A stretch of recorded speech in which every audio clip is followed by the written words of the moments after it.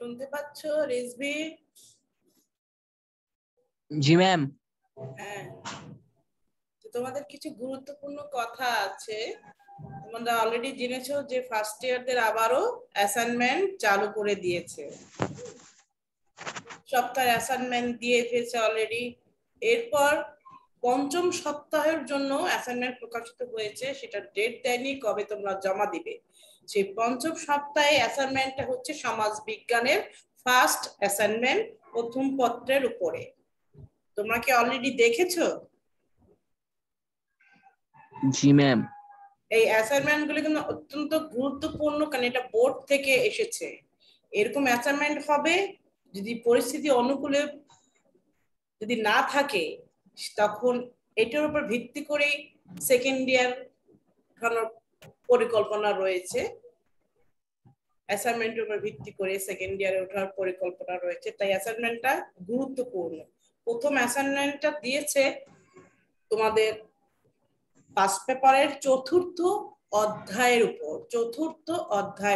তোমরা দেখবে চতুর্থ অধ্যায় সমাজ বিজ্ঞানের মৌল প্রত্যয়, এই টপিকস এর উপরে প্রকাশিত হয়েছে। ফিফথ সপ্তাহের যে অ্যাসাইনমেন্ট সেটা সমাজ বিজ্ঞানের প্রথম অ্যাসাইনমেন্ট অলরেডি ওয়েবসাইটে দেওয়া আছে, ওয়েবসাইটে তোমরা পাবে। সেটা পঞ্চম সপ্তাহের সমাজবিজ্ঞানের প্রথম অ্যাসাইনমেন্ট, সেটা হয়েছে চতুর্থ অধ্যায়ের উপরে।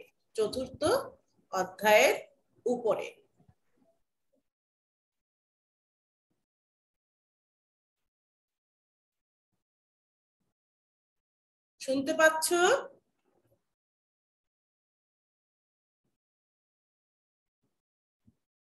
শুনতে পাচ্ছ? জি ম্যাম। হ্যাঁ, মৌল প্রত্যয়ের উপরে করবে। আর অ্যাসাইনমেন্ট কখনো বোথ পেজে করবে না, A4 সাইজে 1 পেজে হবে। আর যেরকম বোর্ড থেকে নির্দেশনা ফরম্যাটে উপরে কভার পেজ কিভাবে সেভাবে। আর বন্ধুদের দেখে করবে না, বন্ধুদের দেখে অ্যাসাইনমেন্ট করবে না। তুমি তোমার পাঠ্য বই থেকে তুমি যেভাবে শিখলে সেভাবে লিখবে, হুবহু পাঠ্য বইয়ের মতো নয়, কিন্তু ওই বই থেকে তুমি পড়ে কি বুঝলা সেই উপরে তুমি লিখবে। কোনো ইন্টারনেট থেকে ইউটিউব থেকে উত্তর থাকলেও সেই ইউটিউব থেকে দেখে লিখবে না। তোমার মেইন বই তুমি ফলো করবে। অন্যরা একই বই লেখা হবে, কিন্তু তোমার লেখা তোমার মতো, অন্যদের লেখা অন্যদের মতো, কিন্তু কেউ দেখে অ্যাসাইনমেন্ট কপি করা যাবে না। তুমি কষ্ট করলা যদি নাম্বারই না পাও, সেই কষ্টের মূল্যটা কি? যেভাবে ভেবে চাওয়া হয়েছে সংস্কৃতি ও সভ্যতার উপরে, সেভাবে তোমরা দেখবে, প্রশ্ন নির্দেশক অনুযায়ী তোমরা লিখবে কি কি কথা বলা হয়েছে, কতে খতে গতে ঘতে সেই অনুযায়ী লিখবে। আর অন্য কোনো কালি ব্যবহার করবে না, কালো কালি ছাড়া অন্য কোনো কালি ব্যবহৃত হবে না। আর 1 নং 2 নং প্রশ্ন এভাবে না, এটা কোনো সৃজনশীল প্রশ্ন চাওয়া হয়নি, এটা অ্যাসাইনমেন্ট।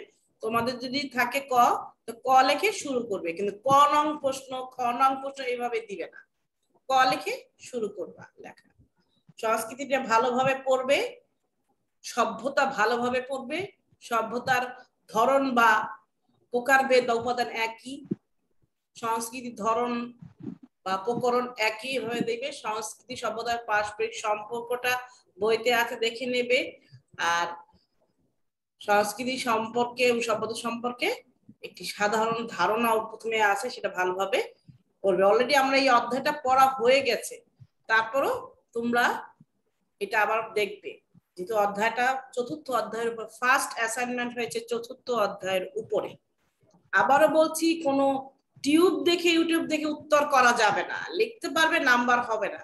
তুমি তোমার পাঠ্য বইয়ের সাথে অর্জিত জ্ঞানের মিশ্রণে তুমি লিখবে।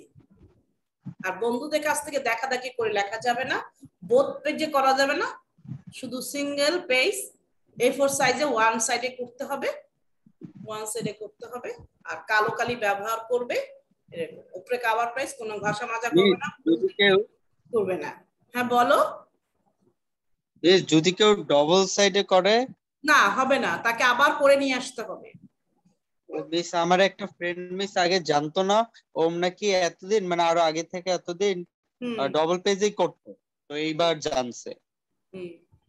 তাকে আবার পুনরায় আবার এটা শুধরে নিতে হবে। তুমি তো এখন জানলে, যা করেছো করেছো, এখন নতুন থেকে যেটা করে, আমি আমার সাবজেক্টের কথা বলছি, এই কথাগুলো সবার ক্ষেত্রেই প্রযোজ্য। বোথ পেজে করবে না, এখন এক পেজে করবে, এফোর সাইজে করলে ভালো। আর যত সুন্দর তুমি খাতার স্ট্রাকচার বানাতে পারো। আর যদি বাউন্ডারি দিতে চাও, সেটা পেন্সিল অথবা কালো কালি দিয়ে। বেশি লিখলে যে বেশি নাম্বার তা না, মেন মেন কথা উদ্দেশ্য অনুযায়ী তোমাকে লিখতে হবে। আচ্ছা, এখন আমরা আলোচনা করব অষ্টম অধ্যায় ছিল সামাজিক স্তর বিন্যাস ও অসমতা নিয়ে, তাই না? তোমাদের অলরেডি চতুর্থ সপ্তাহেরও কিন্তু একটা অ্যাসাইনমেন্ট দেওয়া হয়ে গিয়েছে, সেটা কি তোমরা ডেট পেয়েছো? কবে জমা দিবে? পঞ্চম সপ্তাহে মিস 24 তারিখ। হ্যাঁ, সেটা পঞ্চম সপ্তাহে কোনটা এসেছে বলো? পঞ্চম সপ্তাহে তো তোমাদের এই সমাজবিজ্ঞানের ফার্স্ট অ্যাসাইনমেন্ট পঞ্চম সপ্তাহে 5th উইকের আগে তোমাদের যে গুচ্ছটা, যে গ্রিডটা, যে কোন কোন সপ্তাহ, ওটা কিন্তু তোমাদের সব সময় প্রিন্ট আউট করে বা এটা সেভে রাখতে হবে, কোন সপ্তাহে কোন অ্যাসাইনমেন্ট। বুঝতে পারছো? যে দিবে না সে এখানে অ্যাবসেন্ট হয়ে যাবে। এটা তো বোর্ড থেকে এসেছে, তোমাদের তো গুরুত্বটা বুঝতে হবে। বোর্ডের কাজ, তুমি এখন সেকেন্ড ইয়ার উঠবে, সেটা এটা দেখে দেখে তারা মার্কিং এটা করবে। যেহেতু করোনা পরিস্থিতি ভয়াবহ, তখন এই ধরনের পরিকল্পনা মন্ত্রণালয়ে আছে যে যদি সমস্যা, যদি সমাধান না হয় পরিস্থিতি, তখন এটার উপর ভিত্তি করে তোমাদের সেকেন্ড ইয়ারে ওঠানোর একটা পরিকল্পনা আছে। তা আমি 5th উইকের অ্যাসাইনমেন্টটা সমাজ বিজ্ঞানের উপরে, যেটা তোমরা প্রিন্ট আউট করে করতে থাকো। আর কার কাছ থেকে দেখা দেখি না, মেন বই থেকে তোমরা করবে। ওই দুই তিনজন একসাথে মিলে করবে না। আর অ্যাসাইনমেন্ট তোমার হলো একটা এক ধরনের, সৃজনশীল প্রশ্নের মতো না, 1 নং 2 নং 3 নং এইভাবে লিখবে না, ক থাকলে ক পাশে দিয়ে লিখে যাবে, কালো কালি ব্যবহার করবে, শেষ। আমরা এখন আসছি অষ্টম অধ্যায়। তোমাদের নতুন পাঠ্যসূচি যে কয়টা আছে সেই কয়টার উপরে অ্যাসাইনমেন্ট হবে। দেখা হলো আজকে চতুর্থ দিল, পরের অ্যাসাইনমেন্ট হয়তো ফার্স্ট পেপারের উপর হবে, সেটা তাদের যে কোনো ভাবেই দিতে পারে।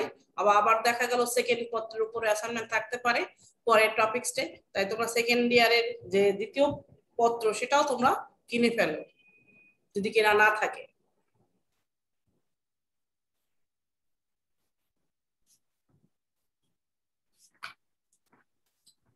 অষ্টম অধ্যায় কি ছিল? সামাজিক স্তর বিন্যাস ও অসমতা, এটা নিয়ে আমরা পড়িয়েছিলাম।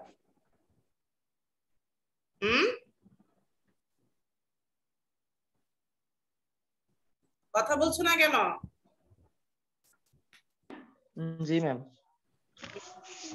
আর অ্যাসাইনমেন্ট সম্পর্কে যে কোনো তথ্য যদি তুমি জানো, সেটা তোমার বন্ধুকে শেয়ার করতে পারো, যে ম্যাডাম বলেছে এগুলো তো সেভাবে। আর তোমাদের উপস্থিতি আরো বাড়াতে হবে। আমি প্রথমেই তোমাদেরকে আরো বলেছিলাম যে এভাবেই কিন্তু তোমাদের ফার্স্ট ইয়ার কেটে যাবে, তোমাদের আর প্রতিষ্ঠানে যাওয়া সম্ভবই হবে না, সশরীরে পরিস্থিতি খুবই খারাপ। তাহলে একটা স্টুডেন্ট যদি এখনো পড়ার সাথে সম্পৃক্ত না হয়, সে তারা বসে আছে যে সে কবে খুলবে, তা সে খুব বড় ভুল করেছে। কেন সে জিরো ভাবে অ্যাবসেন্ট থাকবে, তখন প্রতিষ্ঠানে এসে যোগাযোগ করে কোনো সুরাহা করতে পারবে না। তাকে অবশ্যই উপস্থিত থাকতে হবে অনলাইনে। অনলাইনে তোমাদের তো ব্যবস্থা করে দিয়েছে। তুমি ছাত্র মানুষ, তোমার পড়াশোনাটা আগে, তুমি এইটা প্রাধান্য না দিয়ে বসে থাকলে তো হবে না। সে কতগুলি স্টুডেন্ট ভর্তি হয়েছে।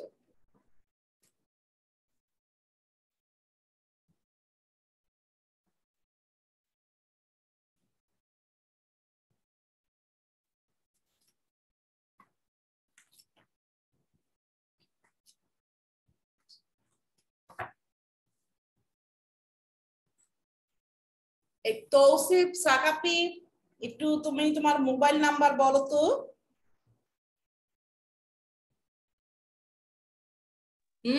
জি মিস।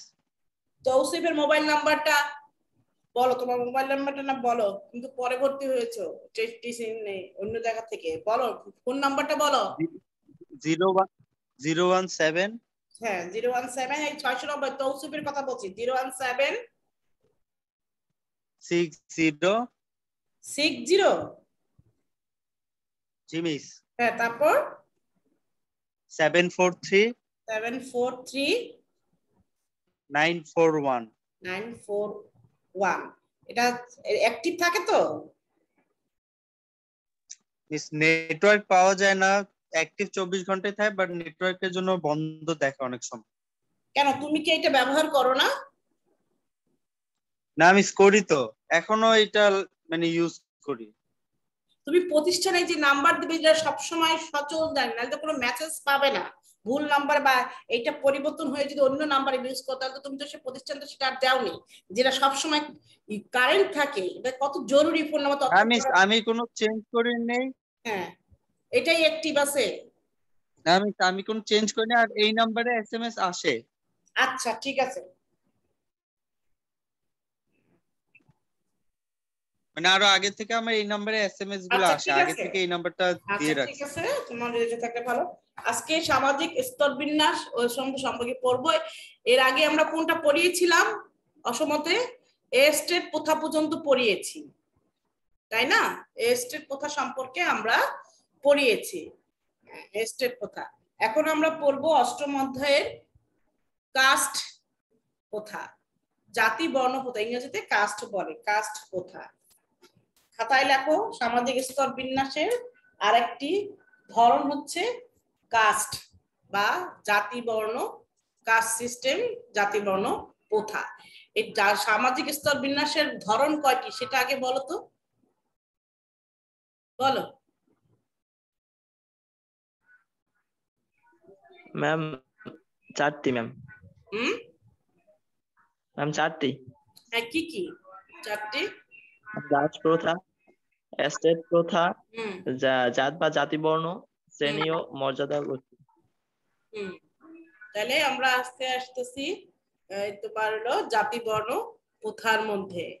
এখন জাতি বর্ণ প্রথা ইংরেজি শব্দ কাস্ট। এই কাস্ট সিস্টেমটা সাধারণত এসেছে তোমার ল্যাটিন শব্দ কাস্টা থেকে, CASTA, কাস্টা, কাস্টা থেকে এসেছে, কাস্টা ল্যাটিন শব্দ CASTA। খাতায় লেখো যে জাতি বর্ণ প্রথার ইংরেজি শব্দ হচ্ছে কাস্ট সিস্টেম। জাতি বর্ণ প্রথার ইংরেজি যে আমরা টার্ম আমরা সাথে সাথে একটা দিয়ে দিয়েছিলাম, পাশাপাশি যেটা ইংরেজিতেও জানতে হবে, কাস্ট সিস্টেম, CASTE। আর এটা এসেছে ল্যাটিন শব্দ কাস্টা থেকে।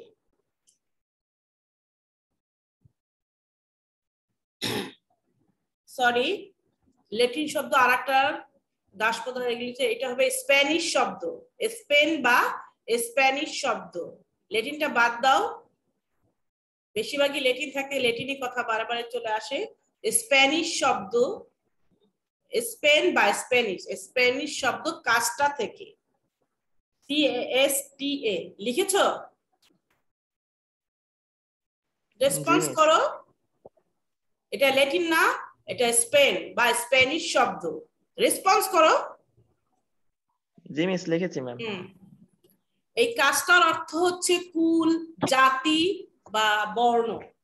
কুল, জাতি, বংশ বা বর্ণ, এগুলো স্পেন থেকে স্প্যানিশ, যে স্পেনও লিখতে পারো অথবা স্প্যানিশও লিখতে পারো।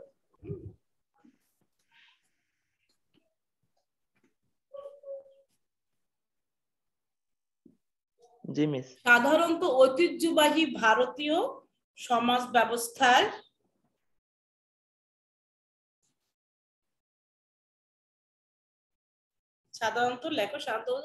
ঐতিহ্যবাহী ভারতীয় সমাজ ব্যবস্থায় এক বিশেষ ধরনের সামাজিক অসমতা ভিত্তিক জাতি ভেদ প্রথাকে বোঝানোর জন্য,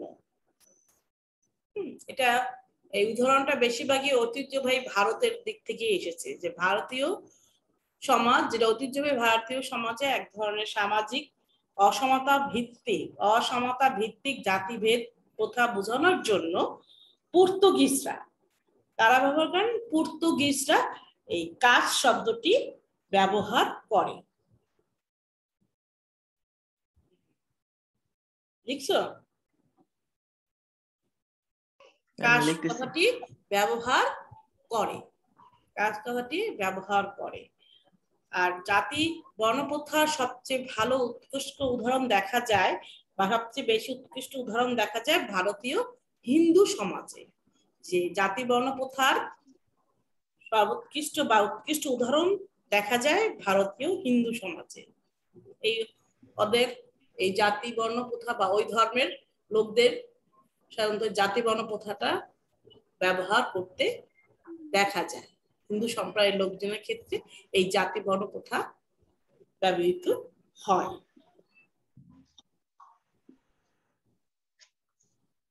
কি লিখছো বলো?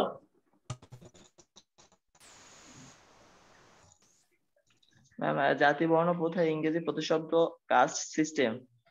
কাস্ট শব্দটি এসেছে স্প্যানিশ শব্দ, স্প্যানিশ শব্দ থেকে, স্পেন থেকে এসেছে। হ্যাঁ, আর এই কাস্টা শব্দের অর্থ হচ্ছে বংশ, জাতি, কুল। কুল বা হ্যাঁ, অর্থ এটা কুল, বংশ বা জাতি, তাই বলো এটা লিখে হবে।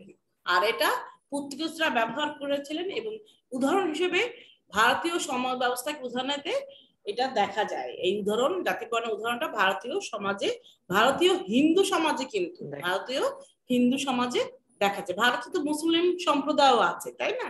যেটা হিন্দু সম্প্রদায়, সেই ভিতরে তাদের মধ্যে এই জাতি বর্ণ প্রথা দেখা যায়।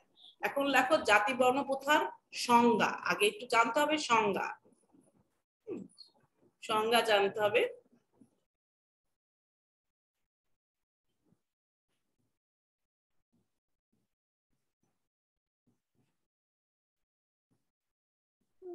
জি মিস।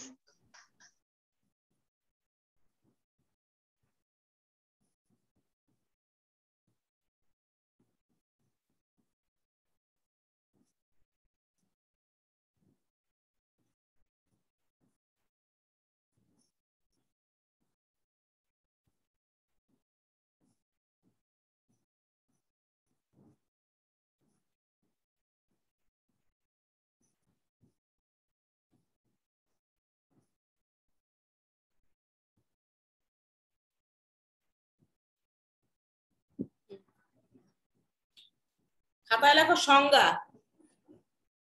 এখানে অনেকগুলো সংজ্ঞা বইতে পাবে। অ্যাসাইনমেন্টের ব্যাপারে গুরুত্বপূর্ণ তথ্য আমি দিয়েছি, বাকি বন্ধুদের কাছে শেয়ার করবে। যে কি যেটা বোথ পেজে লেখা যাবে না, বোথ পেজে লেখা যাবে না। আর কালো কালি ব্যবহার করতে হবে, নীল, সবুজ, গোলাপি এই সব কালি ব্যবহার করা যাবে না।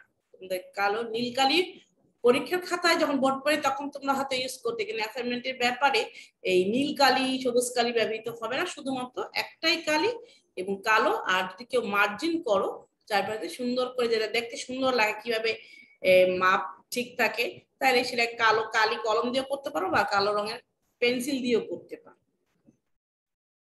আর নির্দেশক অনুযায়ী তোমরা লিখবে ক খ গ নাম্বার দিয়ে, কণাঙ্ক প্রশ্ন, খনাঙ্ক প্রশ্ন, গণাঙ্ক সেভাবে না। এই কথা কিন্তু আমি প্রথমেই বলেছি, শুরুতে আমি আবারও বলছি, এভাবে দিবে। আর অ্যাসাইনমেন্টের নাম্বার ঠিক যেন থাকে, 1 নাম্বার হলে 1 নাম্বার দেখো, তোমার ফরম্যাট আগে দেওয়া আছে, সেই অনুযায়ী তুমি সাজাবে।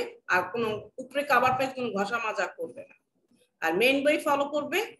আর বন্ধুদের কাছ থেকে দেখে দেখে লিখবে না, ইউটিউব থেকে দেখে লিখবে না। তোমার পাঠ্য বই আছে, সেই অর্জিত জ্ঞান তুমি কিভাবে প্রেজেন্টেশন করবে, তুমি সুন্দর করে সাজিয়ে লিখবে।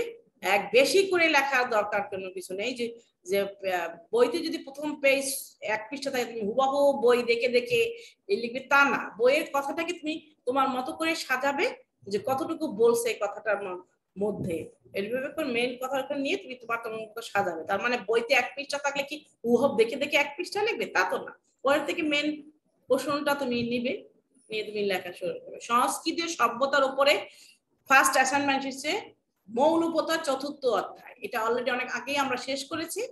এই এখন যিনি প্রথম এগোলেন তিনি তো এই সম্পর্কে অবগত নন, সেটা তার দায়ভার। কি করবে না করবে তোমার, তুমি ক্লাস করো নাই, তোমার ব্যর্থতা। আচ্ছা আমরা আসি এখন সংজ্ঞা লেখো।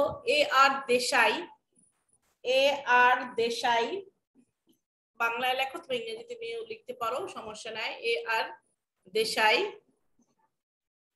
তোমরা একটা থেকে এন্ট্রি করে আবার বের হয়ে যাচ্ছ কেন?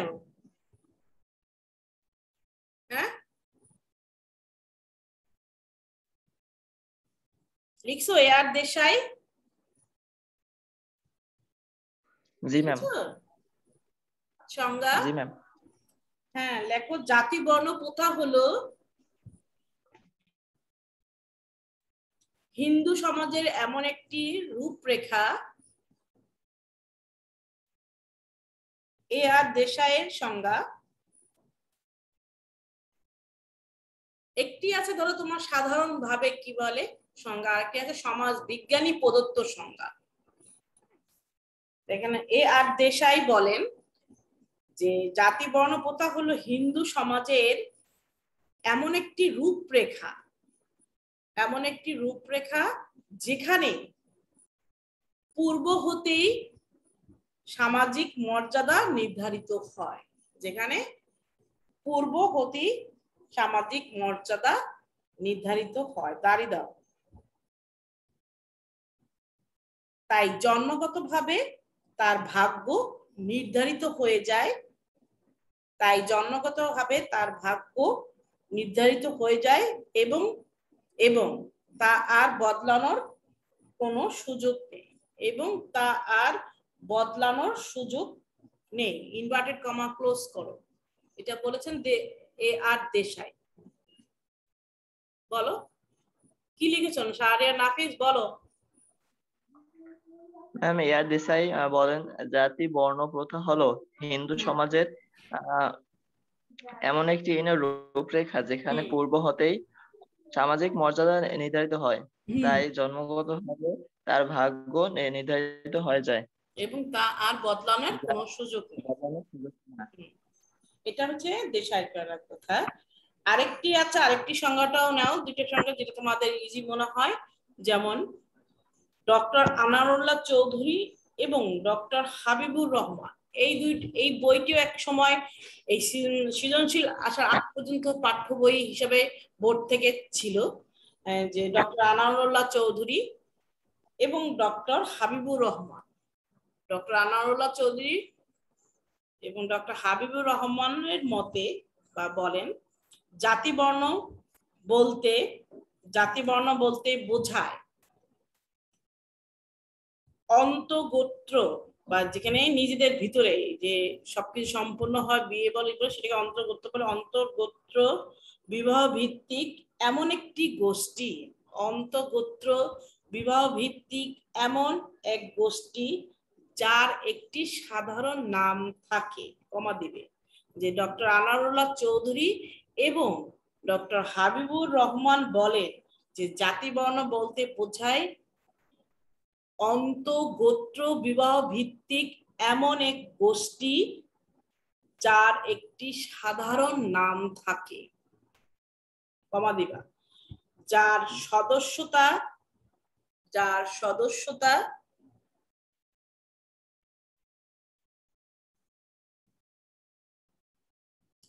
জন্মসূত্রে লাভ করতে হয়, কমা দিবে, যার সদস্যদের সামাজিক মেলামেশার ক্ষেত্রে কতিপয় নিয়মবিধি মেনে চলতে হয়। মানে যার সদস্যতা জন্মসূত্রে লাভ করতে হয়, কমা দিবে, যার সদস্যদের সামাজিক মেলামেশার ক্ষেত্রে কতিপয় বিধিনিষেধ মেনে চলতে হয়, দাঁড়িয়ে দাও। আর এই নিয়মবিধির মধ্যে জন্মসূত্রে প্রাপ্ত একই ঐতিহ্যবাহী পেশায় রত থাকা অন্যতম প্রয়োজনীয় শর্ত। এই যে নিয়মবিধির যে কথা বলা হয়েছে সেখানে আছে যে জন্মসূত্রে প্রাপ্ত যে একই ঐতিহ্যবাহী পেশা রত থাকা অন্যতম প্রয়োজনীয় শর্ত। মানে সে যদি জেলে হয় বা জন্মগতভাবে থেকে জেলেই হয়, তাকে সেই জেলে পেশায় গ্রহণ করতে হবে, তাকে অন্য কোনো পেশা গ্রহণ করা যাবে না। এটা হলো ডক্টর আনারুল্লাহ চৌধুরী হাবিবুর রহমানের সংজ্ঞায় বলেছেন যে তাদের জাতিবর্ণ প্রথাটা এমন অবস্থা ছিল যেটা ফিক্সড করে দিয়েছে মর্যাদা জন্মসূত্রব্যাপী নির্ধারিত হয়। এটা বদ্ধ ব্যবস্থা, এটা উন্মুক্ত কোনো ব্যবস্থা না। এখানের মধ্যে তোমার যে সংজ্ঞাটা ভালো লাগে, সহজ মনে হয়, সেই সংজ্ঞাটা দিবে। শুনতে পেয়েছো? জি ম্যাম। জি ম্যাম। তারপর লেখো জাতি বর্ণের ধরন, বর্ণের ধরন আগে লেখো। কাস্ট, টাইপস অফ কাস্ট, জাতি বর্ণের যে ধরনটা, যে বর্ণ, হ্যাঁ সেই বর্ণের আবার ধরন রয়েছে। ভারতীয় হিন্দু সমাজ 4টি বর্ণ বিভক্ত ছিল। ভারতীয় হিন্দু সমাজ 4টি বর্ণে বিভক্ত ছিল। সেই 4টি বর্ণের নাম লেখো। এগুলি আবার একটু সিরিয়াল মেনটেনে করো, তারা প্রথমে থাকে তারা প্রথমেই থাকে বর্ণ, যারা নিচে থাকে তার নিচে লেখা। 1 নাম্বার দাও ব্রাহ্মণ। ব্রাহ্মণ একটা হাইফেন দিয়ে লেখো, এরা পুরোহিত শ্রেণী, প্রথম শ্রেণীর লোক তারা ব্রাহ্মণ, এরা পুরোহিত শ্রেণী। 2 নাম্বার দাও ক্ষত্রিয়, এরা যোদ্ধা শ্রেণী, ক্ষত্রিয়। আর 3 নাম্বার দাও বৈশ্য। বৈশ্য তাহলে বসে জফলা দেবা, বৈশ্য এরা ব্যবসায়ী শ্রেণী। এবং 4 নাম্বার শূদ্র, তাহলে বসে দীর্ঘকাল নিচে জফলা দাও শূদ্র, এরা কৃষক বা শ্রমিক শ্রেণী। 4টি বর্ণ রয়েছে, কি ব্রাহ্মণ, ক্ষত্রিয়, বৈশ্য, শূদ্র। ব্রাহ্মণ সবচেয়ে উপরের এর শ্রেণী, উপরের উচ্চ বংশীয় লোক, অভিজাত শ্রেণীর তারা হচ্ছে ব্রাহ্মণ শ্রেণী। আর দেখবা শূদ্র যেরকম মুচি এগুলো আছে, মুচিরা সাধারণত বেশিরভাগ হিন্দুই হয় এবং এরা তার নিচু শ্রেণীর লোক। দেখবা যারা মুচি জুতা ছাড়ায় তারা কিন্তু হিন্দু সম্প্রদায়ের লোকই। কালের পরিক্রমায় হয়তো অনেকে পেশা পরিবর্তন করছে, বা দেখা যাচ্ছে অভাবের তাড়নায় হিন্দু না হয়েও অনেকে আবার অন্য ধর্মের লোক মুচি পেশা গ্রহণ করে, সেটা আলাদা ব্যাপার। কিন্তু বেশিরভাগই কিন্তু হিন্দু সম্প্রদায়ের নিচু শ্রেণীর লোক যারা রয়েছে, যেটা খোদ শূদ্র, তারাই কিন্তু এই পেশাটা বেছে নেয়, মুচি বা সেটা এগুলি শূদ্র। তাহলে কি বললাম, বর্ণ কয় প্রকার হিন্দু সমাজে? বর্ণ 4 প্রকার। 4টে কি কি? ব্রাহ্মণ, 4 প্রকার, হ্যাঁ ব্রাহ্মণ, ক্ষত্রিয়, বৈশ্য এবং শূদ্র। হ্যাঁ এগুলি। তারপরে এদের আবার কিছু এই 4টি বর্ণই ক্রমে জাতি বর্ণ হিসেবে পরিচিতি পেয়েছে। তারপর হিন্দু সমাজ মনে করে, এটা একটু জানতে হবে, হিন্দু সমাজ মনে করে যে ব্রাহ্মণ যে গোষ্ঠী, এই ব্রাহ্মণ সৃষ্টি হয়েছে ব্রহ্মার মুখমণ্ডল থেকে। ব্রহ্মার তাদের দেবতাদের নাম, হিন্দু সম্প্রদায়ের দেবতার নাম, তাদের নাম ব্রহ্মা। ব্রহ্মার মুখমণ্ডল থেকে ব্রাহ্মণ গোষ্ঠীর সৃষ্টি, এরা হিন্দু সমাজ মনে করে। তারপর ব্রহ্মার, এটা তাদের দেবতাদের নাম প্রথমেই বলেছি, ব্রহ্মার বাহু থেকে ক্ষত্রিয়, আর ব্রহ্মার উরু থেকে বৈশ্য, এবং ব্রহ্মার পায়ের পাতা থেকে শূদ্র জাতি বর্ণের সৃষ্টি। এই যে 4টি বর্ণ, এই 4টি বর্ণই ক্রমে জাতি বর্ণ হিসাবে পরিচিতি পেয়েছে। মানে এগুলো আবার কোথা থেকে সৃষ্টি হয়েছে সেটা তাদের হিন্দু সমাজ একটি ধারণা রেখেছে, যে ব্রহ্মার মুখমণ্ডল থেকে কি হবে, ব্রাহ্মণ শ্রেণীর গোষ্ঠীর বা প্রভৃতি শ্রেণী, যারা শিক্ষক, পুরোহিত বা উপর শ্রেণী, তারা কিন্তু বেশিরভাগই কিন্তু ব্রাহ্মণ। হ্যাঁ উপরের শ্রেণীর কারণ, হ্যাঁ এগুলো অভিজাত শ্রেণী, এগুলো ব্রাহ্মণ প্রথম শ্রেণীর হিন্দু সম্প্রদায়ের লোকজন। তারপর ব্রহ্মার বাহু থেকে ক্ষত্রিয়, ব্রহ্মার উরু থেকে কি বলো বৈশ্য, এবং ব্রহ্মার পায়ের পাতা থেকে শূদ্র জাতিবর্ণের সৃষ্টি। এখন জাতিবর্ণ প্রথার বৈশিষ্ট্যটা লেখো, জাতিবর্ণ প্রথার বৈশিষ্ট্য।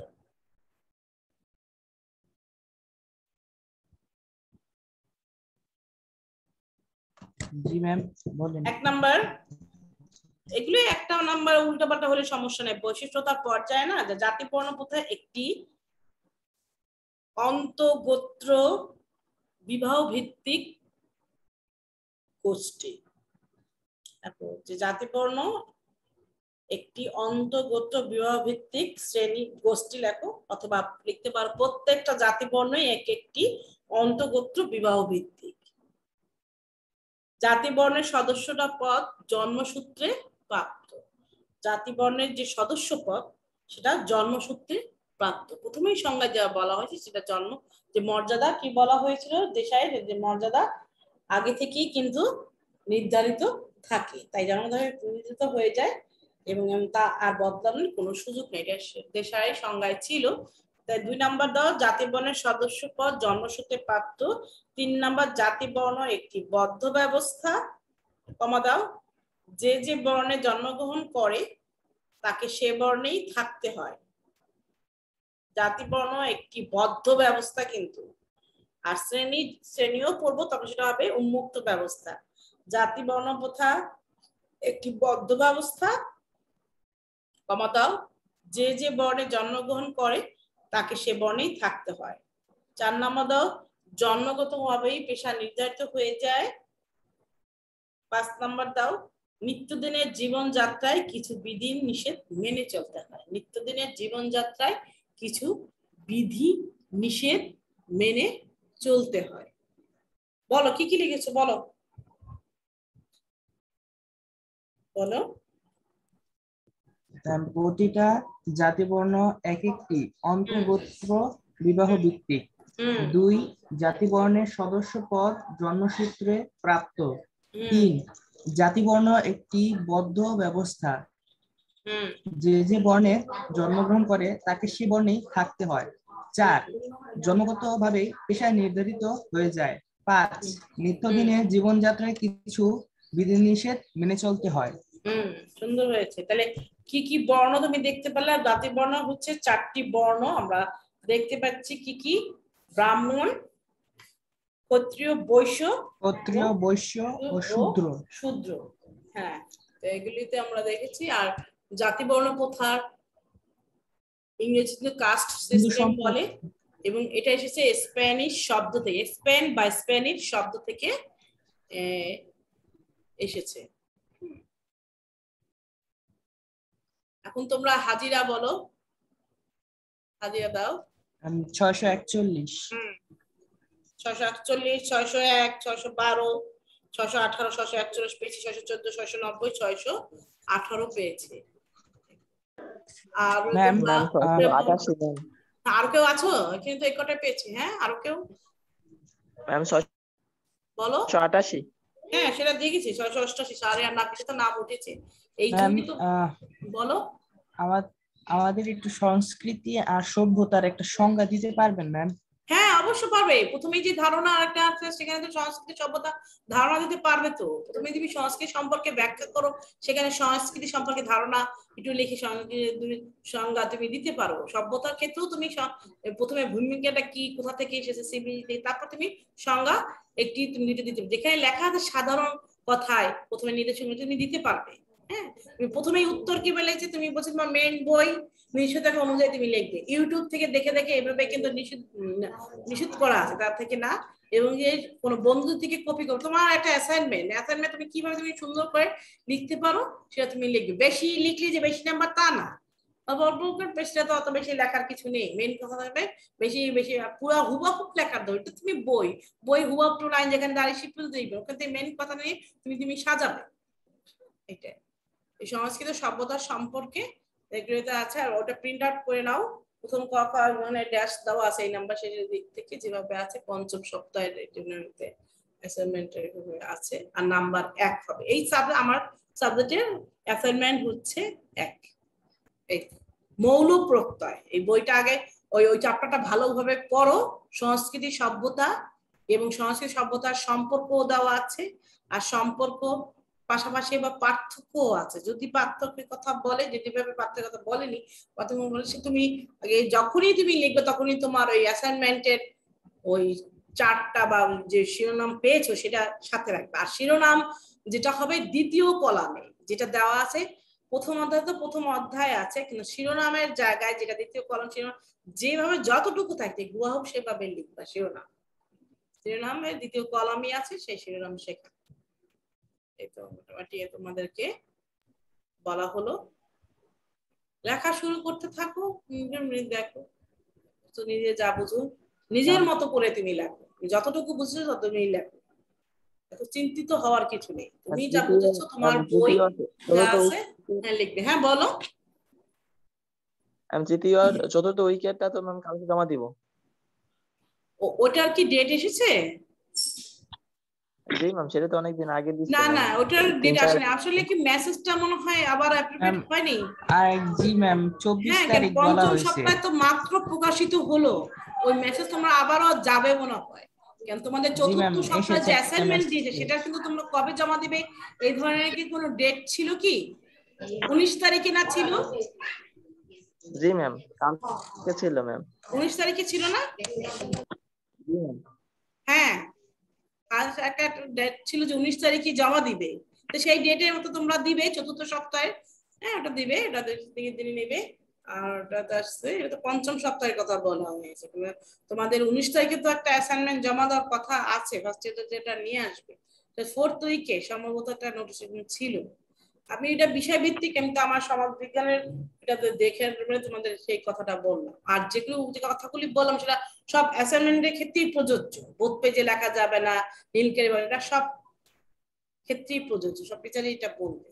হ্যাঁ, প্রথমেই আগে বলছি মেন বই ফলো করবে, এবং সাথে সেকেন্ড পত্রটাও কিনে রাখো, না থাকলে কিনে রাখো, অলরেডি প্রকাশ হয়ে গেছে, পাও না না পাও সেটা আমার দেখার বিষয় না। তুমি অ্যাসাইনমেন্ট দাও তোমার আগ্রহ করে, সচেতন ভাবে। তুমি না দিলে তো আমাদের কিছু করার নাই, অ্যাকশন থাকবে। দেখেন এই সেকেন্ড অ্যাসাইনমেন্ট যদি সেকেন্ড পত্রের উপর দিয়ে দেয়, কেন এখন তো তারা ওই ফার্স্ট পেপার সেকেন্ড পেপার মিলে অ্যাসাইনমেন্ট চালু করার পরিকল্পনা রেখেছে ফার্স্ট ইয়ারদের জন্য 2022 প্রেক্ষিতে। সেই জন্য সাথে সাথে ওইটা কিনে রাখা ভালো। এখন হুট করে দ্বিতীয় অ্যাসাইনমেন্ট যদি সেকেন্ড পত্র উপর পড়ে, তখন তোমার বই না থাকলে তুমি লিখবে কোথা থেকে? তখন আবার বই দিয়ে কিনে নিবা, তখন কিনতে যাবা, যেখান থেকে পারো বাংলাদেশে কিনতে থাকবে। প্রথমেই যখন তোমাদের আলোচনা বলেছিলাম তখন বলেছিলাম একসাথে দুটোই কিনো, ফার্স্ট পেপার সেকেন্ড পেপার কিনে রাখা ভালো। ঠিক আছে, তোমরা সে পর্যন্ত ভালো থাকো, আর দেখে বুঝে শুনে অ্যাসাইনমেন্ট করো। টেনশন নিয়ে কোনো অ্যাসাইনমেন্ট করবে না, ভালো হবে ফার্স্ট ইয়ার। আর বেতন টেতন পয়সা এগুলি করে এসএমএস তোমার দায়িত্ব, তোমরা অফিসে যোগাযোগ করবে। আচ্ছা ঠিক আছে, সে পর্যন্ত ভালো থাকো। আজকে মূল ক্লাস আমি এখানেই শেষ করছি। ম্যাম একটু কথা ছিল বলো। ম্যাম ওই তৃতীয় চতুর্থ উইকের অ্যাসাইনমেন্টটা যদি ম্যাম এই পঞ্চম উইকের সাথে দেই ম্যাম 24 তারিখে, তাহলে কি হবে না ম্যাম? এটা না, এটা আমরা যে আলোচনা আমরা দেখি, আমাদের তো আবার সেকেন্ড ইয়ার দুটো অ্যাসাইনমেন্টটা অলরেডি দিয়ে ফেলেছে, সেটা খুব জরুরি যারা পরীক্ষার্থী। এটা কিভাবে মেসেজটা তারা দিল হুট করে, এটা তো নির্দেশনায় আসবে, এটা তো আমি অগ্রিম বলতে পারি না যে এটা হঠাৎ করে মেসেজটা যে আসলো 24 তারিখে 5th উইকে, সেটা আগে দেখি, পরে তো কোনো নির্দেশনা থাকে তোমাদের তো ওটা মেসেজ যাবে। হ্যাঁ, এটা তো আমরা নষ্ট পেলাম, যে দেখি আলোচনা করা যদি হয়তো তো আবার নির্দেশনা আবার পাঠাবে, বুঝতে পেরেছো? নির্দেশনা পাঠাবে। ঠিক আছে, সে পর্যন্ত ভালো থাকো, ধন্যবাদ।